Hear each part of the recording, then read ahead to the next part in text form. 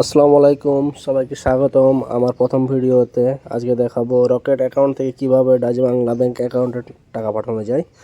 এই জন্য আমরা প্রথমে চলে যাব রকেট অ্যাপসে। আমরা রকেট অ্যাপসে ক্লিক করব, এরপর 4 সংখ্যার পিনটা দিব রকেট অ্যাকাউন্টের, এরপর লগ ইন করবো।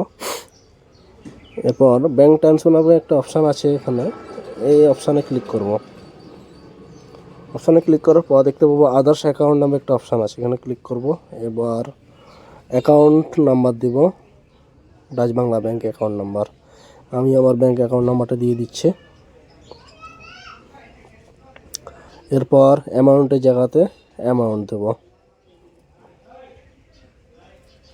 এরপর নেক্সট ক্লিক করে 4 সংখ্যার পিন নাম্বারটা আবার দিয়ে ট্যাপ করে ধরে রাখবো। এরপর টাকা থাকলে অবশ্যই যাবে, কিন্তু আমার রকেট